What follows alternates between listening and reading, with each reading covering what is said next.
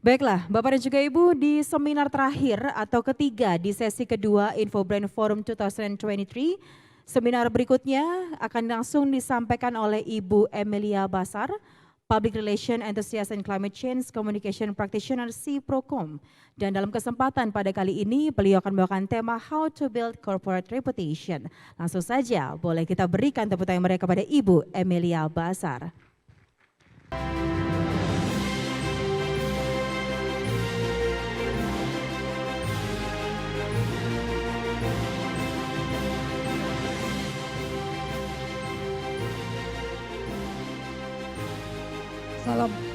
Assalamualaikum warahmatullahi wabarakatuh.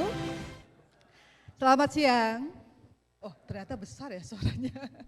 Oke, teman-teman di sini Bapak Ibu, siapa yang dari pagi nih ya belum menyapa kiri kanannya? Angkat tangannya. Belum menyapa kiri kanannya. Jujur deh. Jujurnya Raja. Tahu ya Raja ya? Lagunya Jujurnya Raja tahu ya? Nah, kayaknya tahu tuh, Mbak. Oke, nanti refrennya sini ya nyanyi ya. Oke, saya mau kayak Mas Wahyu nih. Mas Wahyu tadi sudah pertama buat kita semangat dan saya mau lebih hangat lagi supaya kiri kanannya apa. Sekarang yang pertama adalah tepuk tangan. Lihat kiri kanan. Kemudian dengan kata-kata hai. 1, 2, 3. Hai. Yang kompak dong ya. Sekali lagi ya.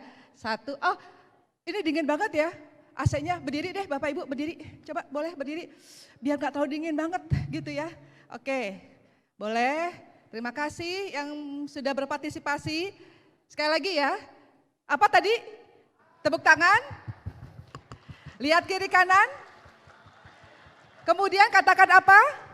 Hai, oke baik, terima kasih duduk kembali, mudah-mudahan sudah lebih hangat ya. Ini kebetulan juga AC-nya dingin ya. Saya Emilia Basar, saya praktisi, salah saya, kalau mundur gimana? Oke, saya praktisi komunikasi dan sudah sekitar 11 tahun menekuni komunikasi perubahan iklim. Nanti ada sedikit tentang ESG ya, kita bahas sedikit bagaimana komunikasi untuk ESG dan tentu kaitannya dengan reputasi juga. Kemudian tahun lalu saya juga mengikuti dan mendapatkan sertifikasi internasional AMEC, Measurement and Evaluation untuk komunikasi dan PR begitu, yang berbasis di London. Dan nanti selebihnya kita bisa saling kenal ya. Nah ini tentang CPROCOM. Dan kegiatan CPROCOM banyak terkait dengan isu lingkungan dan perubahan iklim terutama ya. Jadi ada Aku Iklim, Climate Communication Forum dan sebagainya. Baik Bapak Ibu, dalam paparan saya itu kita akan bahas, pertama kita akan lihat bagaimana perusahaan yang mendapatkan reputasi global, kemudian juga kenapa juga reputasi itu penting buat perusahaan. Yang lainnya juga adalah bagaimana kita mengukur reputasi yang sudah kita bangun atau sudah kita lakukan ini ya. Nah sekarang kita lihat dulu, ini adalah dari perusahaan RepTrak Company, ini tahun 2022 kita lihat kalau secara global itu yang paling Rolex gitu ya. Boleh kok yang punya langsung begini, tadi langsung ada yang senyum-senyum ya. Nah kenapa juga Rolex itu bisa mendapatkan ranking pertama untuk perusahaan yang punya reputasi baik ya di tahun 2022. Sebetulnya kalau Lego itu 2020, 2021 nomor 1, tapi di 2022 itu menjadi nomor 3. Nah kita langsung lihat kenapa mereka mendapatkan reputasi yang tinggi. Ini dilakukan surveinya sekali lagi oleh RepTrak Company, Global RepTrak 100 company yang punya reputasi tinggi terhadap perusahaan-perusahaan terkemuka di dunia. Jadi ada standarnya gitu untuk mengukur perusahaan-perusahaan mana saja yang akan mereka ukur ya. Kita lihat di sini Rolex, pertama kita lihat confident, intelijennya, kreatif, modern dan tradisional. Masalah kreativitas, inovasi tadi juga sudah dibahas oleh Mas Wahyu tadi ya. Kemudian juga mereka juga punya komitmen untuk melindungi atau peduli terhadap isu lingkungan yang berdampak pada sosialnya atau masyarakatnya. Termasuk juga di sini adalah leadership. Leadership itu penting banget Bapak Ibu ya. Lalu di sini juga saya mengambil dari website lain. Kenapa juga Rolex itu sukses gitu ya untuk menjadi perusahaan yang punya reputasi tinggi. Salah satunya adalah masalah produk kualitasnya, kemudian juga stability in value, design, lalu juga marketing and communication-nya. Oke. Sekarang kita lihat yang Lego, yang tadi sudah saya sampaikan, Lego ini nomor 1 di 2020-2021 menurut hasil global RepTrak terhadap 100 perusahaan terkemuka di dunia. Kalau Lego, kita lihat lagi di sini adalah dia juga menjalankan apa yang kita sebut dengan ESG, konsep atau ESG model di situ ya. Jadi ESG kita tadi sudah dibahas oleh Prof. Roy, bahwa ESG kepanjangan dari Environmental, Social, and Governance, itu ada komitmennya mereka untuk menjalankan berinvestasi di ESG, kemudian juga penanganan COVID juga mereka lakukan, dan juga kalau Lego itu kan berarti kayak bata-bata gitu ya. Nah bricknya itu juga mereka sudah menggunakan plastik daur ulang, itu salah satunya. Kemudian kalau kita lihat dari reputasi 100 major brand di Amerika di 2021, itu yang pertama justru adalah Patagonia, ini di Amerika ya. Kalau di Indonesia nanti mungkin hasilnya bisa dari Infobrand dan Trust & Co sepertinya. Kemudian kita lihat kenapa juga Patagonia itu menjadi World Most Responsible Company, karena ini tadi poin-poin ini. Salah satunya adalah mereka mengurangi emisi untuk produk dan energi juga, lalu ada recycling, repair dan yang lainnya, termasuk juga adanya di sini workers' right and leadership dan mission juga itu termasuk juga. Nah kita bisa lihat di sini dari 3 perusahaan ini kita bisa mendapatkan bahwa leadership itu penting banget selain tentu produk dan services dari perusahaan. Yang ketiga adalah di tahun 2023 terutama, itu kita akan menghadapi krisis iklim, panas menurut hasil Badan Meteorologinya Inggris itu 2023 diprediksi menjadi tahun terpanas di selama ini, salah satu tahun terpanas ya di dunia selama ini. Dan kemudian kita bisa lihat perusahaan-perusahaan besar terkemuka di dunia itu concern banget dengan isu-isu perubahan iklim dan kemudian mereka berinvestasi di environmental, social, dan governance atau biasa disebut dengan ESG. Sehingga kemudian kita bisa memikirkan itu, bisa mempertimbangkan itu untuk membuat strategi ESG di perusahaan kita. Kemudian kita lanjut di sini, masih dari Global RepTrak, di sini ada 10 key takeaways-nya. Pertama, optimis untuk menetapkan standar baru dari reputasi perusahaan kita. Nah, ini juga dilihat dari dinamika atau global risk dari 2023 seperti apa dan kemudian 2024 seperti apa. 2024, 2023 sudah mulai terasa masuk tahun politik juga ya kalau di Indonesia. Kemudian juga sekali lagi ESG itu menjadi hal yang terus semakin penting buat perusahaan. Terutama perusahaan yang sudah go public itu sudah ada tuntutan dari investor untuk perusahaan itu melakukan investasi di ESG. Kemudian juga masalah etik itu juga menjadi penting juga. Kemudian Gen Z juga itu menjadi salah satu key takeaways dari Global RepTrak ini. Saya tidak akan menyampaikan semua slide, nanti ada beberapa yang saya skip, tapi Bapak Ibu nanti boleh mendapatkan materinya.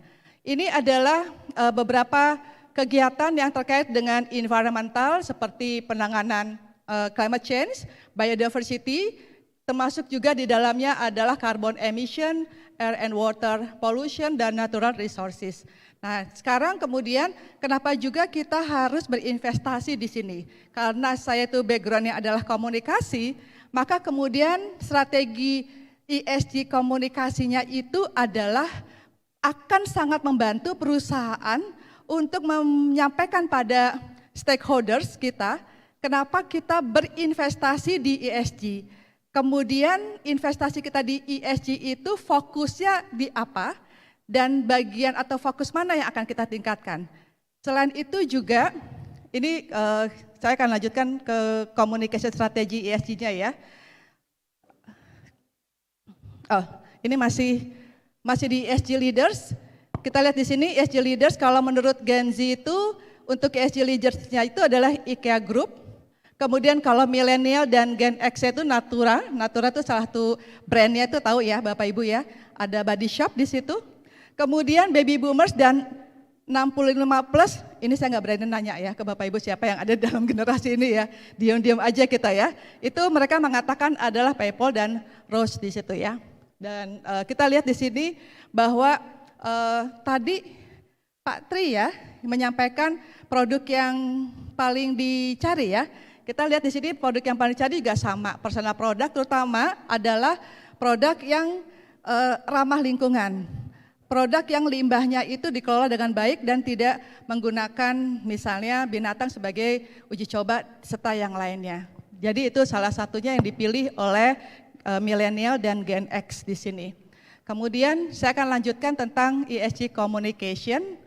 Jadi sekali lagi ketika kita membangun komunikasi, strategi komunikasi untuk ESG tentu harus align dengan visi, misi, dan juga arah tujuan dari perusahaan, itu pasti. Kemudian tadi saya sampaikan kita juga harus paham perusahaan fokusnya ada di mana, di E, S atau G.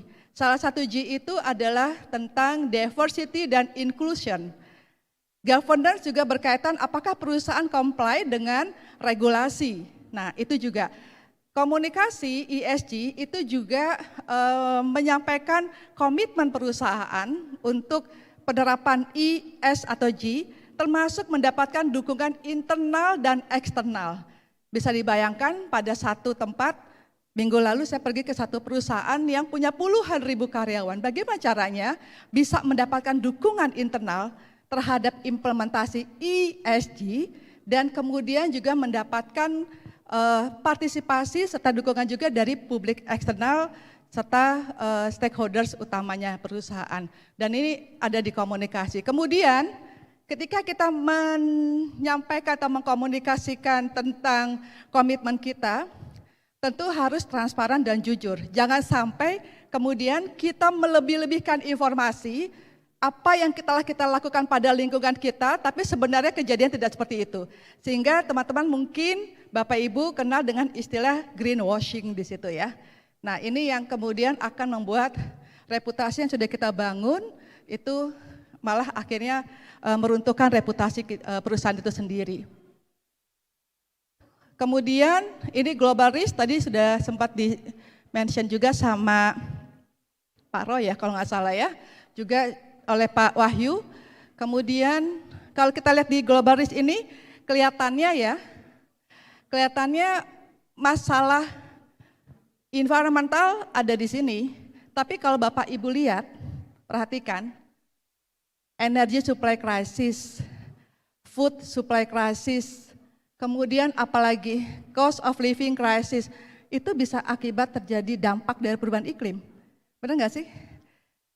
Ya, bahkan bank sentral di dunia itu juga mayoritas bank sentral di dunia juga dalam satu artikel saya baca itu juga mengakui bahwa dampak perubahan iklim itu bisa mengganggu keuangan negara dan keuangan global.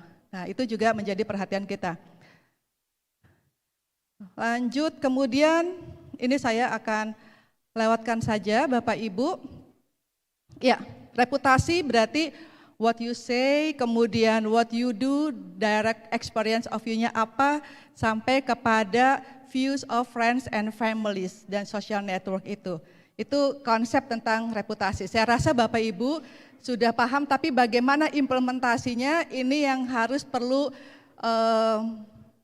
sesi khusus untuk bagaimana kita membangun reputasi dan bagaimana mengimplementasikannya. Dan terakhir adalah measurement-nya. Jadi kita nggak bisa bikin program kegiatan tapi kita tidak bisa mengukur efektivitas atau keberhasilan dari kegiatan-kegiatan komunikasi yang berkaitan dengan reputasi perusahaan terutama. Ya.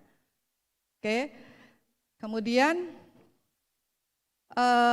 ya Ini dari sumber yang berikutnya atau sumber yang berbeda, tapi sebetulnya mirip ya, bahwa reputasi itu kita akan melihatnya dari bagaimana kita komunikasi dan sebagainya. Lalu ini beberapa survei yang saya ambil dari beberapa referensi juga. Kita lihat di sini faktor yang berkontribusi terhadap reputasi perusahaan yaitu kualitas dari produk dan services selain kualitas employees-nya. Artinya kita akan bisa mendapatkan karyawan yang berkualitas sesuai dengan kebutuhan dan tujuan serta harapan dari perusahaan kalau reputasi kita juga pasti baik. Begitu, karena itu akan mendatangkan orang-orang yang ingin berkontribusi atau bekerja di perusahaan kita.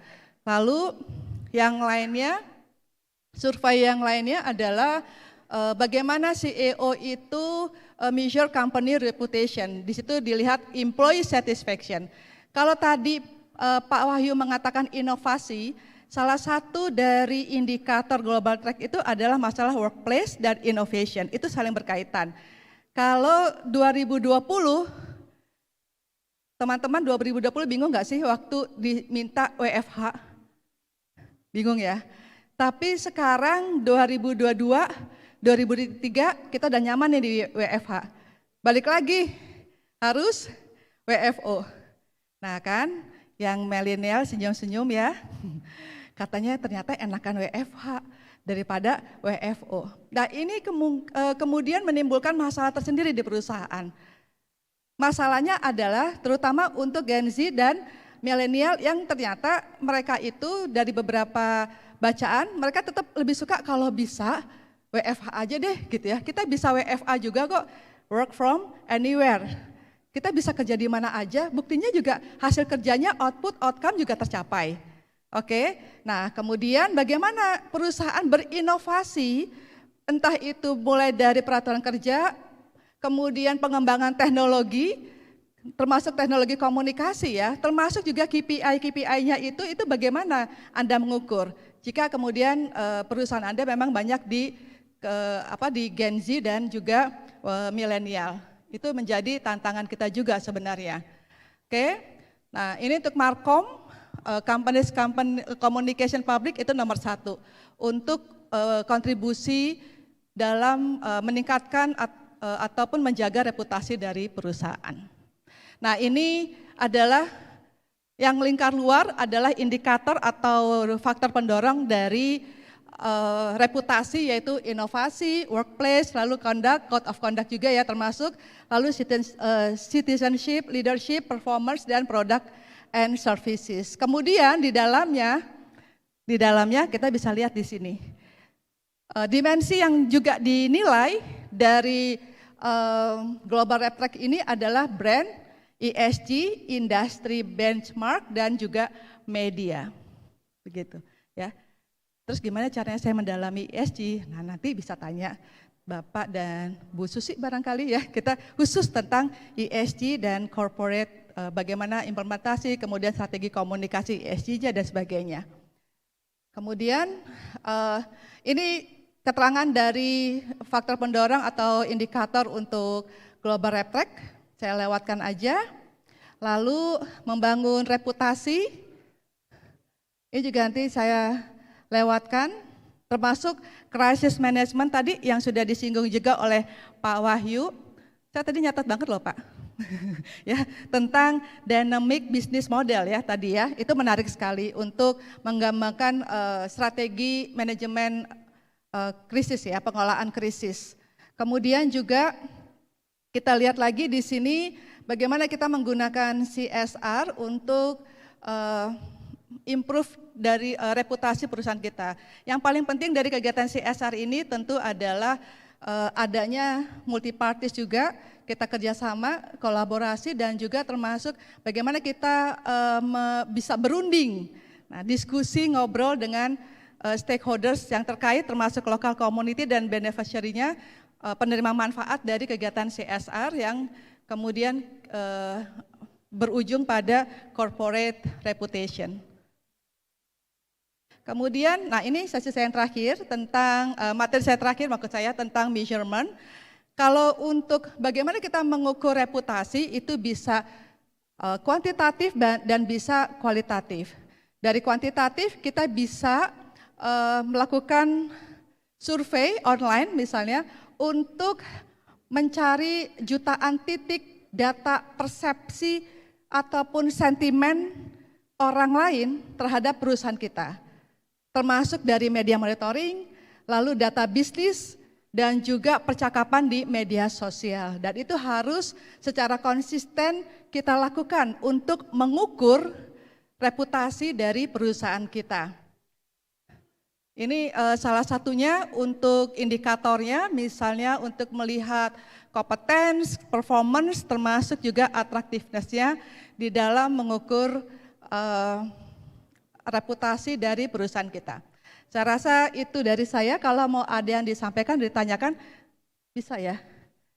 Oke, tadi pesannya begitu soalnya. Boleh Bapak Ibu, 1, 2, kalau misalnya ada yang ingin kita diskusikan atau ditanyakan. Oh jangan Pak Ujang, jangan. Nggak boleh, sesama biskota nggak boleh saling mendahului. Saya, mohon maaf Pak. Nanti itu beda kamar aja Pak ya, ruang VIP. Oke, silakan Bapak Ibu. Punten Pak Ujang ya. Nggak apa-apa ya Pak? Ya deh Bapak deh. Nggak, saya kalau sama Prof Ujang itu berasa seperti diuji jadinya Pak, bukan ditanyain. Boleh, ada Pak satu punten ya Pak di belakang. Dari mana Pak? Siapa dan dari mana? Silakan. Saya Jenvi Bu, dari PT Risetku Anda Kita Bu. Iya Pak, nama Pak? Nama Jenvi. Saya mau nanya Bu, itu menarik Bu ya. Ibu bilang tadi Rolex yang terbaik ya, dari sisi brand personal ya. Saya lihat tadi di saya browsing ada beberapa brand lagi ya, bukan cuman Lego, ada saya lupa tadi. Nah pertanyaan saya satu Bu ya, kan ada jam yang mungkin lebih mewah daripada Rolex atau Bugatti apa segala macam Bu ya. Kenapa bukan cuma harga ya, kalau harga saya yakin ada lebih mahal daripada Rolex ya. Ya. Nah menurut saya contoh misalnya Lego Bu, saya pernah lihat tuh di Pondok Indah Bu ya, dia ngambil brand Candi Borobudur Bu, gitu loh. Nah pertanyaan saya ke Ibu ya, ada nggak cara buat naikin brand personal produk-produk Indonesia? Misalnya kita ambil contoh yang terbaik, saya lihat Indomie Bu ya, hampir di seluruh dunia Indomie itu jadi brand terbaik buat mie. Dan kemarin 2 tahun yang lalu yang buat resepnya udah meninggal Bu. Nah gimana, saya lihat tuh ya kita ini nggak ada sisi brand satu teknologi Bu. Nah gimana cara menaikkan brand buat teknologi? Thank you Bu. Iya Pak, kalau tentang brand nanti ada sesi terakhir Pak, keren banget sama Bu Amalia ya tentang brand ya. Tapi kalau kita mau bicara tentang reputasi ya, reputasi itu adalah bagaimana orang berpikir kita barang ya. Tiba-tiba jadi serak ditanya Bapak. Baru Bapak ya, belum Pak Ujang. Ya. Bagaimana orang berpikir tentang perusahaan yang mereka tunjukkan hubungan emosionalnya. Ya Pak ya. Kemudian yang kedua, reputasi juga berkaitan apa yang orang rasakan terhadap perusahaan Bapak nih misalnya. Yang ketiga adalah bagaimana orang termasuk pelanggan itu bertindak seperti yang diharapkan perusahaan sejalan dengan apa yang dikatakan dan apa yang dilakukan oleh perusahaan Pak. Nah itu reputasi, beda dengan konsep brand, tapi brand dan reputasi itu connected. Itu yang pertama ya Pak. Sama seperti misalnya tadi di VIP Room sempat disinggung Harley Davidson ya, atau motor gede ya. Saya mau tanya ya, Bapak Harley Davidson, kita lihat ya Pak ya, kan mereka jarang beriklan kan Pak, ya. Tapi mereka itu lagi saking loyalnya, itu sampai mau mentato tangannya ditulis HD, benar nggak Pak? Loyalitas, ya. Beda dengan Indomie, Bapak mau makan Indomie tiap hari ada tato Indomie di sini atau gambar Indomie, ya. Beda ya Pak ya. Nah itu nggak cuma masalah brand, tapi juga ada reputasi dan ada kepercayaan, trust dari pelanggan, konsumen atau publik terhadap Dan juga ada kebanggaan ketika kita menggunakan produk tersebut walaupun harganya tinggi Pak.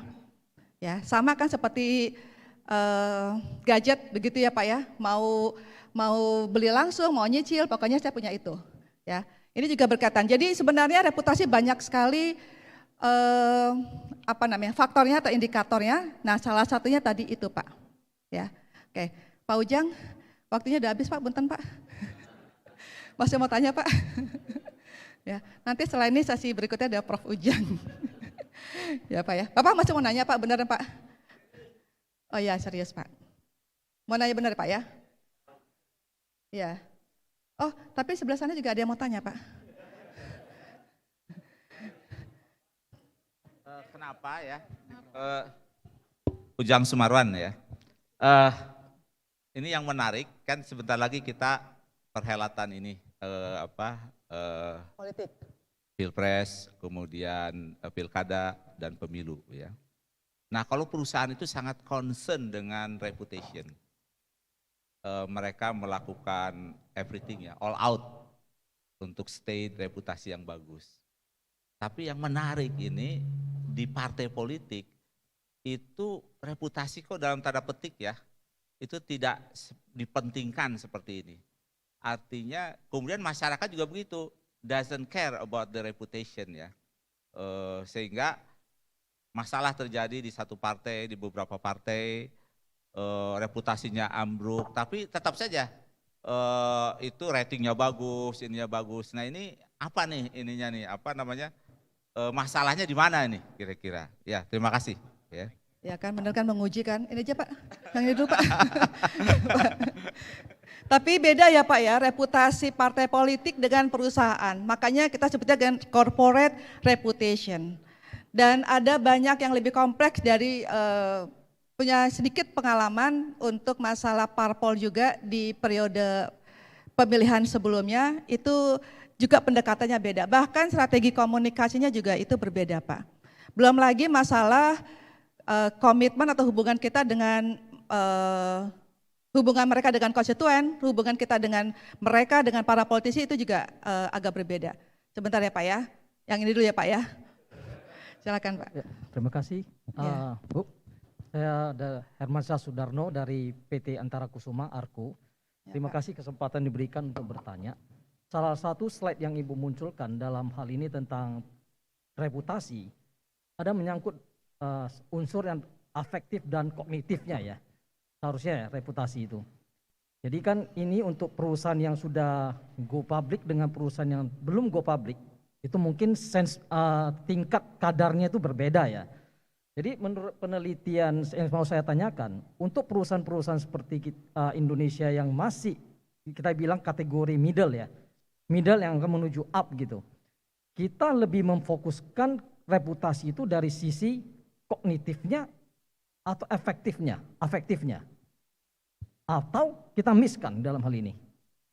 Karena reputasi itu menurut kita ya, itu feels about something yang mungkin orang yang berbeda itu menilai reputasi itu dari berbagai sisi dalam hal ini.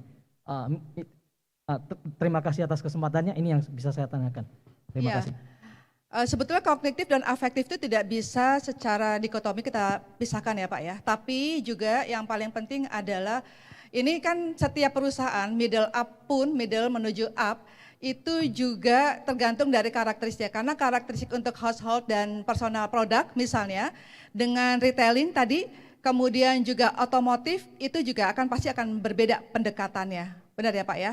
Kemudian itu yang pertama. Yang kedua, bisa jadi perusahaan Bapak misalnya, itu lebih mendahulukan yang kognitif dulu, karena misalnya ada beberapa program atau produk yang memang tingkat knowledge-nya itu harus dipahami dulu oleh publik atau pelanggan atau stakeholders. Bisa begitu kan Pak?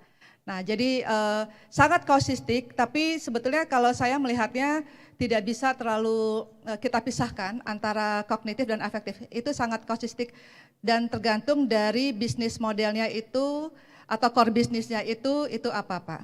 Tapi setidaknya Bapak fokusnya untuk misalnya di 2023 ini kalau Bapak mau bikin standar baru untuk reputasi perusahaan, itu fokusnya di mana? terus arah tujuan dari company-nya seperti apa, nah itu yang akan dibangun bisa kelihatan dari situ Pak. Sementara jawaban saya itu ya. Baik Bapak Ibu, waktunya sudah habis, saya sudah melewati 30 menit yang kedua. Tapi betul ya Pak Ujang ya, saya mudah-mudahan nanti kita bisa ketemu lagi. Ada pantun yang akan saya tutup dari pertemuan ini. Hari ini ulang tahun Infobrand. Cakep.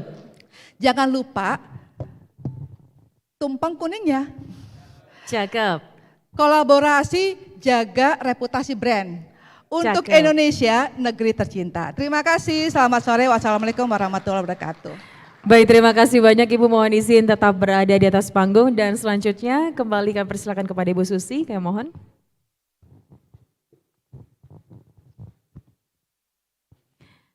Kami persilakan.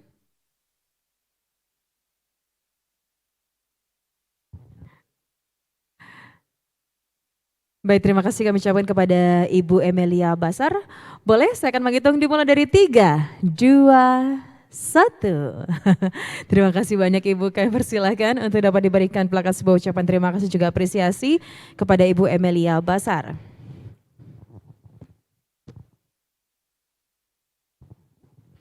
Kita mulai dari 3, 2, 1. Sekali lagi dari 3, 2, 1 dan boleh kita berikan tepuk tangan yang meriah Bapak dan juga Ibu. Terima kasih banyak kami ucapkan kepada Ibu Emilia Basar yang tadi sudah memberikan seminar sangat bermanfaat sekali pastinya.